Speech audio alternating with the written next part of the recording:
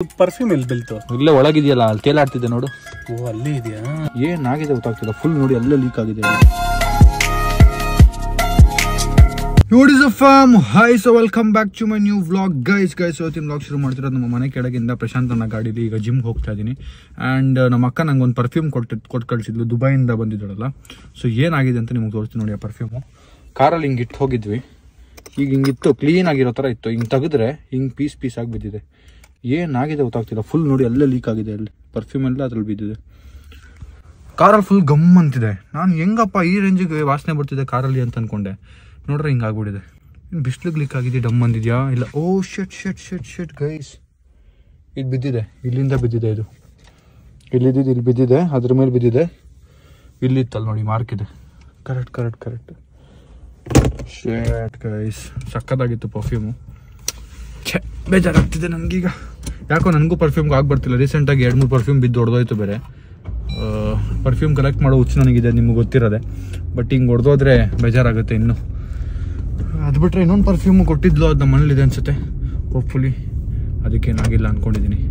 Let's. ಇದು ಕಾರಲ್ಲಿದ್ದರೆ use ಮಾಡ್ಬೋದು ಅಂತೇಳಿ ಇಲ್ಲಿ ಇಟ್ಟಿದ್ದು. ನೋಡ್ರಿ ಹಿಂಗೆ ಆಗ್ಬಿಟ್ಟಿದೆ. ಈಗ ಜಿಮ್ಗೆ ಹೋಗ್ತಾ ಇದ್ದೀನಿ. Let's hit gym today. ಹೆಂಗೆ ಪೀಸ್ ಆಗಿದೆ ನೋಡಿ ಗೈಸ್. ಸಕ್ಕತ್ ಬೇಜಾರಾಗ್ತಿದೆ, ಲಿಟ್ರಲಿ ಬೇಜಾರಾಗ್ತಿದೆ.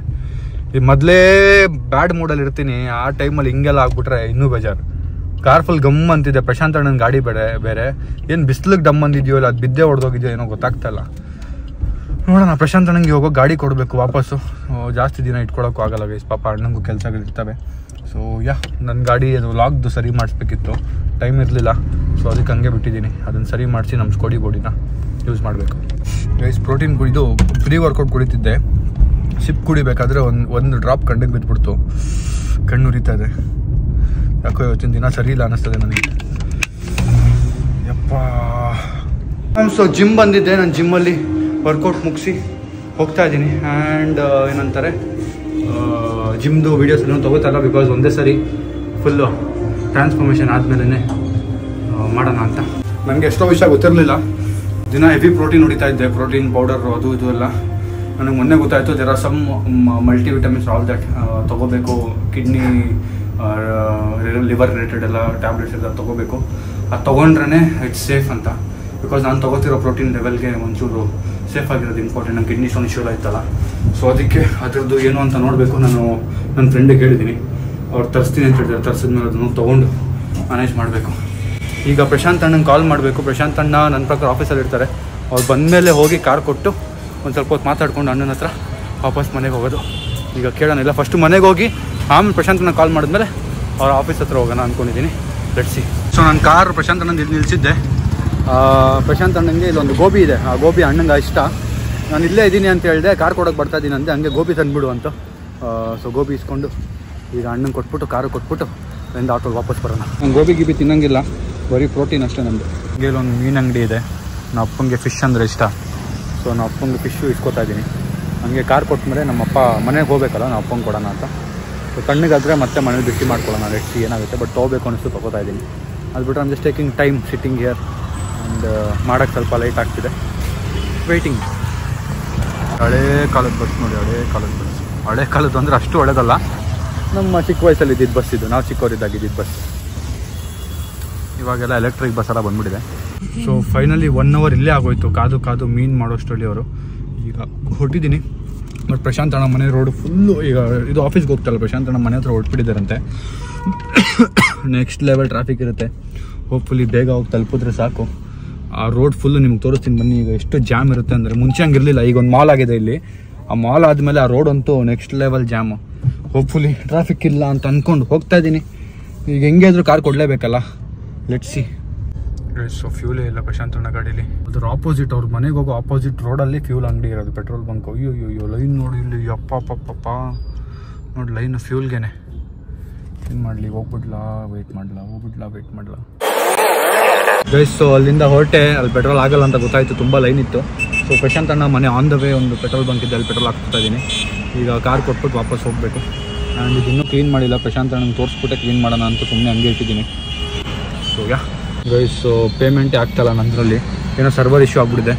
ಆಯಿತಾ, ಸೂಪರ್. ಪ್ರಶಾಂತ್ ಅಣ್ಣಂಗೆ ಹೇಳಿದೆ ಫೋನ್ ಮಾಡಿ ಪೇ ಮಾಡೋಕ್ಕೆ. ಆ್ಯಂಡ್ ಈಗ ಹೊರಡೋಣ, ಲೆಟ್ಸ್ ಗೋ. ಗೈಸ್ ಪ್ರಶಾಂತನ ಪಾರ್ಕಿಂಗ್ ರೀಚ್ ಆದೆ. ಮತ್ತು ಪ್ರಶಾಂತ್ ಅಣ್ಣಂಗೆ ಈಗ ತೋರಿಸ್ತಾ ಇದ್ದೀನಿ ಪರ್ಫ್ಯೂಮ್ ಬಿದ್ದಿರೋದು ನೋಡಿ, ಹೊಡೆದೋಗಿರೋದು ಕಾಣ್ತಿದ್ದ. ಅದು ಬಿದೋಗಿತ್ತು ಕೆಳಗಡೆ ಸೀಟ್ ಮೇಲೆ. ಸೀಟ್ ಇದು ಬಿದೋಗಿತ್ತು ಕೆಳಗೆ ಸೀಟ್, ಅದರಿಂದ ಬಿದ್ದಿರ್ಬೇಕು. ಮೇ ಬಿ ಬಿಸಿಲಲ್ಲಿ ಇತ್ತು ಅಂತ ಏನಾದ್ರು ಬಿದ್ದಿರ್ಬೇಕು. ಈಗ ಒಂದು ಕವರ್ ಗಿವರ್ ತಂದಿದ್ದೀನಿ, ಕ್ಲೀನ್ ಆಗಿ ಎತ್ತಾಕ್ಬೇಕು. ಬಿಡು ಇದ್ರದ್ದು ಪರ್ಫ್ಯೂಮ್ ಎಲ್ಲಿ ಬೀಳ್ತು? ಇಲ್ಲೇ ಒಳಗಿದೆಯಲ್ಲ, ಅಲ್ಲಿ ತೇಲಾಡ್ತಿದ್ದೆ ನೋಡು. ಓ ಅಲ್ಲೇ ಇದೆಯಾ? ಏನ್ ಮಾಡೋದು ಗೊತ್ತಾಗಿಲ್ಲ, ಅದಕ್ಕೆ ಹಂಗೆ ಬಿಟ್ಟಿದ್ದೀನಿ. ಗ್ಲಾಸ್ನೆಲ್ಲ ಎತ್ತಾಕ್ಬೇಕು. ಅದಕ್ಕೆ ಸ್ವಲ್ಪ ಅವ್ರ ಮನೆ ಇರೋದಿಲ್ಲಿ ಸ್ವಲ್ಪ ಈ ಕಡೆ ಬಂದಿದ್ದೀವಿ ಎಸಿಯಕ್ಕೆ. ಒಂದು ಬಟ್ಟೆಗೆ ಸುತ್ತಬಿಟ್ಟು ಎಸ್ಬಿಡೋದು, ನಾಯಿಗೆ ತಿಂದಿರೋ ಥರ ಬಟ್ಟೆಗೆ ಸುತ್ತಿ ಕವರ್ ಹಾಕಿ ಕ್ಲೀನಾಗಿ, ಯಾರಿಗೂ ಏನೂ ಆಗಬಾರ್ದು. ಚಲೋ ನೋಡಿ, ಇಲ್ಲಿ ಚೆನ್ನಾಗಿದೆ ಅದರ ಪರ್ಫ್ಯೂಮ್ ಚೆನ್ನಾಗಿದೆ. ನನಗೆ ಸಕ್ಕತ್ ಇಷ್ಟ ಆಯ್ತು ನನಗೆ. ನೋಡ್ರಿ ಹಿಂಗೆ ಆಗ್ಬಿಡ್ತು. ಏನು ಮಾಡ್ತೀಯ, ಹಣೆ ಬರಹ. ಚಾಕ್ಲೇಟ್ ಎಲ್ಲ ಇಟ್ಟಿದೆ ಪ್ರಶಾಂತನ, ಚಾಕ್ಲೇಟ್ ಎಲ್ಲ ಪರ್ಫ್ಯೂಮ್ ಆಗ್ಬಿಟ್ಟಿದೆ. ತಿಂದ್ರೆ ಚಾಕ್ಲೇಟ್ಗೆ ಹಣೆ ಬರ ಆಗಿತ್ತು ಏನೋ, ಪರ್ಫ್ಯೂಮಲ್ಲಿ ಮುಳುಗಿ ಸಾಯೋ ಥರ. ಅದೇನು ಆಗಿರಲ್ಲ, ಆದರೆ ಏನು ಪರ್ಫ್ಯೂಮ್ ಆಯ್ತು, ಒಳ್ಳೆ ನೀರು ಥರ ತುಂಬ್ಕೊಂಡಿದೆ ನೋಡು. ಒಂಚೂರು ಬಟ್ಟೆಗೆ ಹಚ್ಕೊಂಡ್ಬಿಡ್ತೀನಿ, ಸಾಕಪ್ಪ, ತಲೆನೋ ಬಂದ್ಬಿಟ್ಟೈತೆ. ಅದನ್ನು ನ್ಯೂಸ್ ಪೇಪರಲ್ಲಿ ಸುತ್ತಿ, ಇನ್ನೊಂದು 2-3 ರೌಂಡ್ ನ್ಯೂಸ್ ಪೇಪರ್ ಸುತ್ತಿ, ನನ್ನ ಪ್ರಕಾರ ಮನೆಗೆ ಎತ್ಕೊಂಡು ಡಸ್ಟ್ಬಿನ್ ಹಾಕೋರು ಇಲ್ಲೇ ತಂದು ಬಿಸಾಕ್ತಾನೆ ಅನ್ಸುತ್ತಲ್ಲ ಅವರು. ಅದಕ್ಕೆ ನಾವೇ ಕ್ಲೀನಾಗಿ ಟೇಪ್ ಬಿತ್ತಲ್ಲ ಹೊಡೆದು ಪ್ಯಾಕ್ ಮಾಡ್ಬಿಡೋಣ. ಟೇಪ್ ಇಲ್ಲ, ಬಟ್ ಪೇಪರಲ್ಲಿ ಸುತ್ತಬೋದು, ಅದಂತೂ ಪಕ್ಕ. ಗೈಸ್ ಫೈನಲಿ ಹೊರಡುವ ಸಮಯ. ಆ್ಯಂಡ್ ಇಲ್ಲಿ ಆಟೋನು ಬಂತು, ಪ್ರಶಾಂತ್ ನನ್ನ ಗೋಬಿನೂ ಕೊಟ್ಬಿಟ್ಟೆ. ಆ್ಯಂಡ್ ಈಗ ಹೊರಡೋಣ. See you, bye take care. So ಮನೆಗೆ ವಾಪಸ್ ಬಂದೆ. ಆ್ಯಂಡ್ ಯಾಕೋ ಬ್ಯಾಕ್ ಪೇನ್ ಶುರು ಆಗ್ಬಿಡುತ್ತೆ, ಕಿಡ್ನಿ ಸ್ಟೋನ್ ಹತ್ರ. ಕಿಡ್ನಿ ಪೇನ್ ಇರಬೇಕು ಏನೋ, ಮೇ ಬಿ ಗೊತ್ತಿಲ್ಲ. ಕಿಡ್ನಿ ಸ್ಟೋನ್ ಒಂಚೂರು ಇಶ್ಯೂ ಆಗಿದೆ. ಸೊ ಒಂದು ಫ್ರೆಂಡು ಡಾಕ್ಟ್ರು ಅಡ್ರೆಸ್ ಹೇಳ್ತೀನಿ ಅಂತ ಹೇಳಿದ್ದಾರೆ. ಸೊ ಅವ್ರ ಹತ್ರ ಹೋಗಬೇಕು ನಾಳೆ ನಡೆದಂಗೆ. ಅದು ಬಿಟ್ಟರೆ ಅಗಾರೋ ಕಂಪನಿಯವರು ಒಂದು ಇದನ್ನು ಕೊಟ್ಟು ಕಳಿಸಿದ್ದಾರೆ, ಕಾಫಿ ಮೇಕರ್ ಕೊಟ್ಟು ಕಳಿಸಿದ್ದಾರೆ. ಸೊ ಅವರು ತಿಂಗಳಿಗೆ ಒಂದಷ್ಟು ಪ್ರಾಡಕ್ಟ್ನ ಕೊಟ್ಟು ಕಳಿಸ್ತಾರೆ. ಗೈಸ್ ನಿಮ್ಮ ಹತ್ರ ಏನು ಬಚ್ಚಿಡೋದು ನಾನು. ಸೊ ಅದು ನಿಮಗೆ ತೋರಿಸ್ತೀನಿ ನಾನು, ನಿಮಗೆ ಇಷ್ಟ ಆದರೆ ನೀವು ತೊಗೋಬೋದು. ಸೊ ನನಗೆ ಕೊಟ್ಟಿರೋದು ಅವರು ಒಂದು ಕಾಫಿ ಮೇಕರು. ನಮಗೆಲ್ರಿಗೂ ಕಾಫಿ వచ్చి ನಮ್ಮ ಅಪ್ಪಂಗೆ ಇಷ್ಟ, ನನಗೆ ಇಷ್ಟ, ನಮ್ಮ ಮುಂಚೆ ಟೀ ಇಷ್ಟ ಅಷ್ಟೇ. ಅದು ಬಿಟ್ಟು ನನ್ನ ತಮ್ಮಂಗೆ ಎಲ್ಲರೂ ಕಾಫಿನೇ ಇಷ್ಟ. ಸೊ ಈಗ ಈ ಕಾಫಿ ಮೇಕರ್ ಹೆಂಗಿದೆ ಅಂತ ನಾನು ಸೂಪರ್ ಎಕ್ಸೈಟೆಡ್, ನೋಡೋಣ ಹೆಂಗಿರುತ್ತೆ ಅಂತ ಯೂಸ್ ಮಾಡೋದು ಅಂತ. Let's start. ಗೈಸ್ ಇದರಲ್ಲಿ ಸ್ಯಾಟಿಸ್ಫೈಯಿಂಗ್ ಪಾರ್ಟ್ ಅಂದರೆ ಸ್ಟಿಕ್ಕರ್ಗಳನ್ನ ತೆಗೆಯೋದು ನೋಡಿ.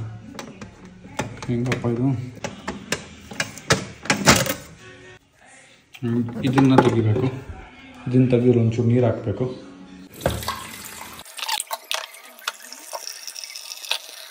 ನೀರು ತುಂಬಿಸಿದ್ದೀನಿ, ಲಾಕ್ ಹಾಕಿದ್ದೀನಿ.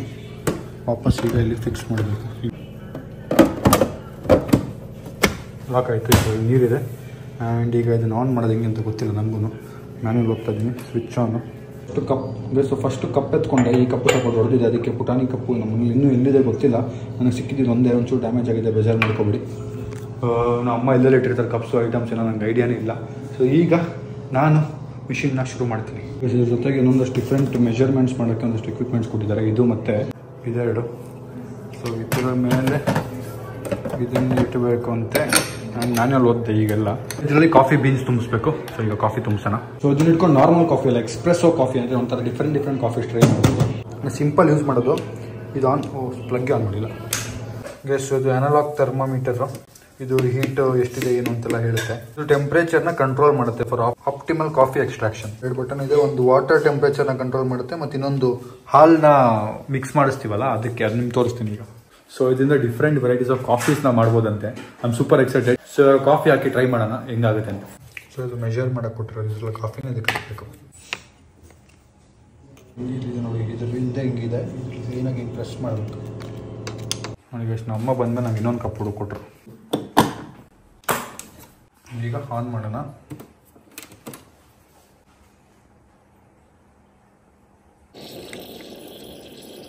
ತುಂಬ ಫಾಸ್ಟಾಗಿ ಎಕ್ಸ್ಟ್ರಾಕ್ಟ್ ಮಾಡ್ತು, ನೀವು ನೋಡಿದ್ರಿ ಅನ್ಕೋತೀನಿ. 11,000 ವಾಟ್ ಮೋಟರ್ ಕೆಪಾಸಿಟಿ ಅಂತೆ. ಸೊ ನನಗೆ ಅದ್ರ ಬಗ್ಗೆ ಎಲ್ಲ ಐಡಿಯಾ ಇಲ್ಲ, ಬಟ್ ಓದಿದ್ನ ಹೇಳ್ದೆ ಮ್ಯಾನ್ಯುವಲಲ್ಲಿ.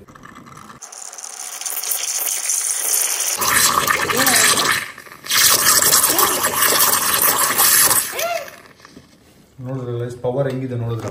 ಅದೆಷ್ಟು ಬೇಕಷ್ಟು ತಿರ್ಸ್ಬೋದು, ಎಷ್ಟು ಪವರ್ ಬೇಕಷ್ಟು ತಿರ್ಸ್ಬೋದು. ನಾವು ಹಾಲು ಕಮ್ಮಿ ಇಟ್ಟಿದ್ವಿ, ಅದು ಬಿಟ್ಟರೆ ಪವರ್ ತುಂಬ ಚೆನ್ನಾಗಿದೆ ಅದರಲ್ಲಿ. ಅದು ಮಿಕ್ಸ್ ಮಾಡಿ ಫೋಮ್ ಮಾಡುತ್ತಲ್ಲ ಹಾಲನ್ನ, ಕ್ರೀಮಿ ಮಾಡೋಕ್ಕೆ ನೈಸ್.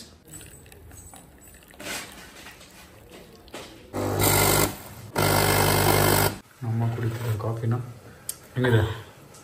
Super filter. ಹೌದಾ? ಶುಗರ್ಲೆಸ್ ಇದೆ ಸ್ವಲ್ಪ. ಶುಗರ್ ಹಾಕಿಲ್ಲ ನಾನು ಅದಕ್ಕೆ.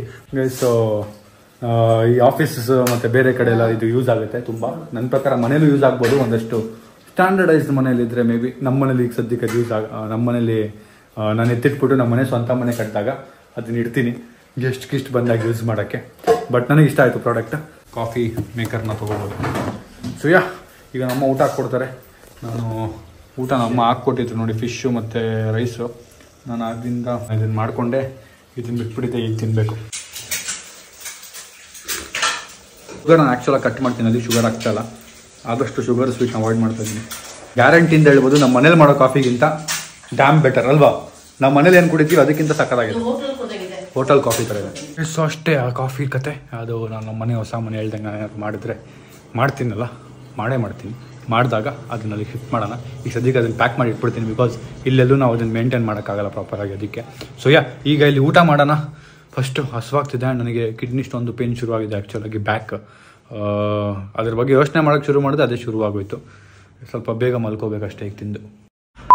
ಸೊ ರಾತ್ರಿ ನನಗೆ ಬ್ಯಾಕ್ ಪೇನ್ ಶುರು ಆಗೋಯ್ತು, ಕಿಡ್ನಿ ಸ್ಟೋನ್ದು. ಸೊ ಫೈನಲಿ ಮಲ್ಕೊಂಬಿಟ್ಟೆ ನಾನು ತುಂಬ ಬೇಗ. ಆ್ಯಂಡ್ ತುಂಬ ಡಿಸ್ಟರ್ಬ್ ಸ್ಲೀಪ್ ಇತ್ತು. ಊಟ ಮಾಡಿದ್ಮೇಲೆ ಒಂಚೂರು ಪ್ಯೂಕಿಶ್ ಏನೋ ಫೀಲ್ ಆಯಿತು. ಒಂಚೂರು ಹುಷಾರಿಲ್ಲ ಮೆಂಟಲಿ, ಫಿಸಿಕಲಿ.